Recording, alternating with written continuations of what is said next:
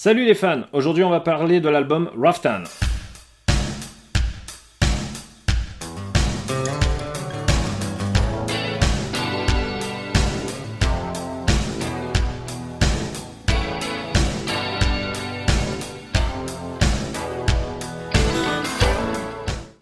Avant de commencer cette vidéo, j'aimerais remercier énormément Yves de Becker qui m'a apporté plein d'informations précieuses au sujet de cet album, ainsi que Sylviane Zezet, et oui c'est son pseudo, qui m'a envoyé de magnifiques photos de l'album original Raftan.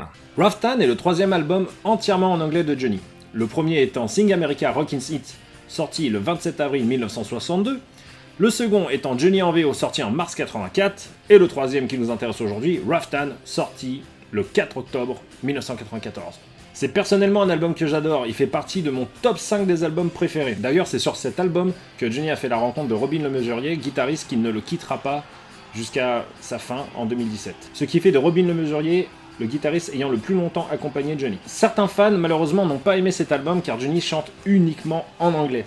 Et malheureusement, ça s'est donc ressenti sur les ventes de cet album. En 1994, il a eu du mal à dépasser les 100 000 ventes. Il a quand même été disque d'or, mais dans les années 90, un peu plus de 100 000 ventes pour un album de Johnny, c'est assez peu. Voilà, il faut pas se mentir.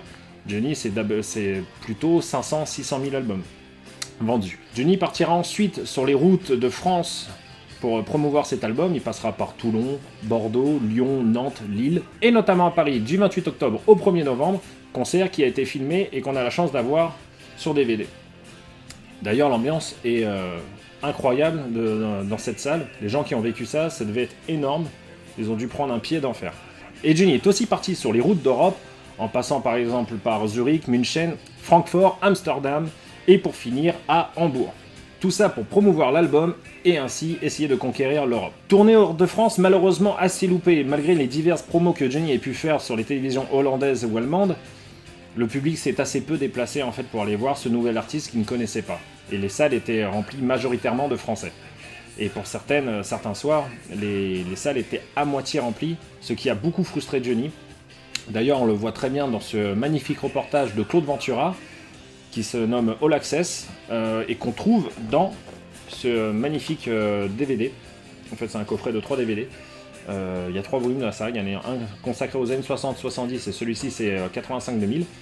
Et dedans, il y a ce reportage dans son intégralité et je vous conseille vivement de le regarder pour ceux qui ne l'ont pas vu. Et pour ceux qui n'ont pas cette collection de DVD, je vous conseille aussi très vivement de vous les procurer parce que c'est très intéressant. Il y a énormément de vidéos diverses et variées, de plateaux télé, de reportages, d'interviews, de choses comme ça, de chansons de concert aussi.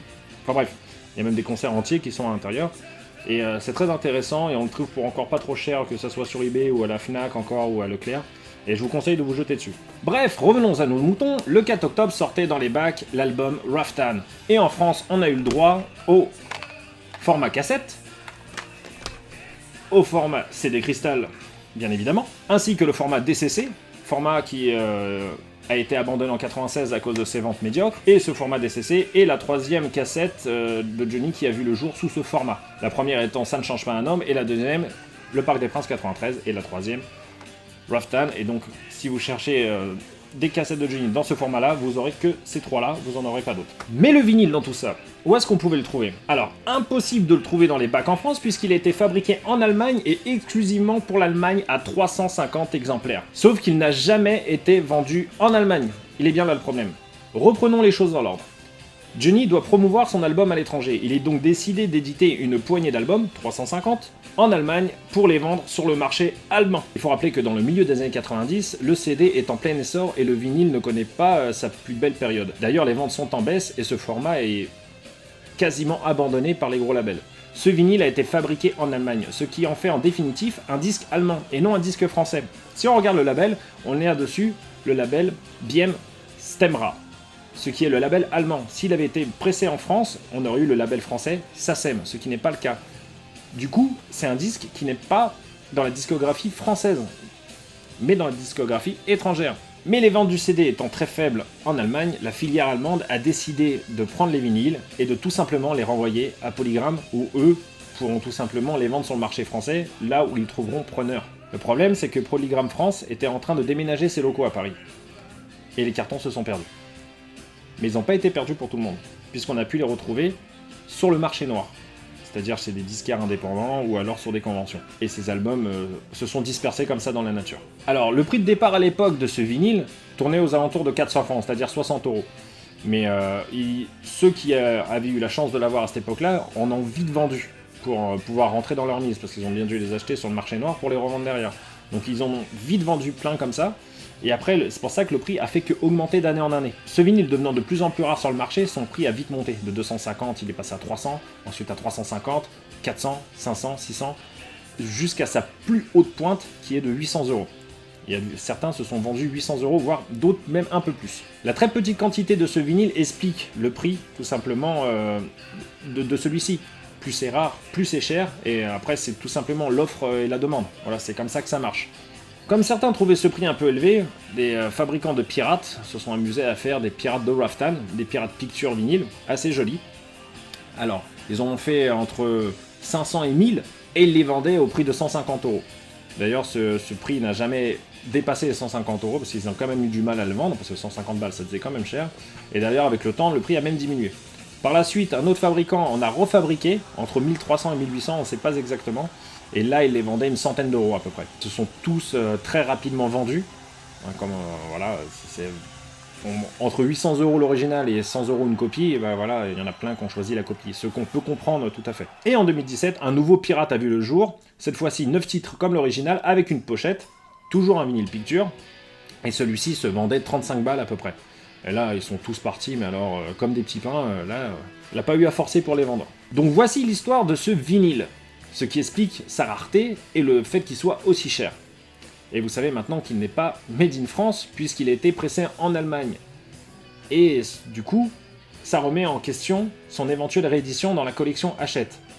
À l'époque, j'avais fait une vidéo sur les vinyles qui devaient sortir dans la collection Hachette, et j'avais dit ceux qui n'y seront pas, c'est-à-dire Destination Vegas, le live de Las Vegas, Laura d'Atour, et la dame m'avait gentiment dit au téléphone que tous les vinyles qui avaient été fabriqués par Universal, Mercury et compagnie, dans la discographie française, sortiront dans le commerce. Du coup, je n'avais pas posé la question pour Raftan, pensant naïvement, vu que je n'avais pas le vinyle, qu'il avait été fabriqué en France pour être distribué en Allemagne. Mais non, il a été fabriqué en Allemagne. Donc du coup, je ne pense pas qu'il rentre dans la discographie française de Johnny, mais dans la discographie étrangère. Du coup, je ne pense pas que Hachette Collection réédite ce vinyle. Je leur ai posé la question sur leur site, j'attends toujours une réponse. Bien évidemment, dès que j'aurai la réponse, je vous la transmettrai. Donc on va faire un petit récap en photo. Voici l'original sorti en 94, le LP Raftan avec sa sous-pochette magnifique, qui contient uniquement 9 titres. Ensuite dans le commerce, comme je vous ai dit, on a eu le cristal qui contient les 12 titres, la cassette qui contient les 12 titres également, le DCC, la format cassette qui contient également les 12 titres, des singles sont bien évidemment sortis dans le commerce pour promouvoir l'album, il y a eu le maxi CD par exemple Love Affair qui contient un titre inédit Blue Moon Rising, à l'époque il était inédit bien évidemment, le deuxième I Wanna Make Love to You, qui sont des maxi CD qui sont très jolis, singles qui sont sortis également au format cartonné, ce sont les deux seuls à être sortis pour promouvoir l'album Raftan. En 2000 sort le Digipack de la collection Digipack 2000, avec 3 titres bonus en plus, dont la chanson Blue Moon Rising, ainsi que Crazy Over You et One Moment in Your Life, qui sont 3 chansons superbes. C'est d'ailleurs dommage qu'on ne les ait pas eues à l'époque directement sur l'album. Toujours en 2000, une nouvelle version Crystal, édition 2000 avec les 15 titres. On reconnaît facilement ce Digipack à sa tranche blanche, en fait le plastique sur lequel repose le CD est blanc et non pas noir comme l'original. C'est une version assez rare. Si vous la trouvez, je vous conseille de vous jeter dessus parce qu'elle court pas les rues. En 2012, on retrouve cet album dans la collection officielle, avec toujours ces 3 titres bonus, plus un 16e titre qui est Give Some Your Loving, une chanson live tirée de La Cigale. Et enfin en 2018, la version Paper Sleeve qui reprend les 12 titres comme l'original de l'époque. Et il y a eu bien évidemment des CD promos, dont un 8 titres, et des coffrets promos pour promouvoir cet album magnifique. Voilà, vous savez tout ce qu'il y a à savoir sur cet album, j'espère que cette vidéo vous aura plu. Abonnez-vous, likez, laissez un commentaire et partagez la vidéo si elle vous a plu. Moi je vous dis à la prochaine, ciao!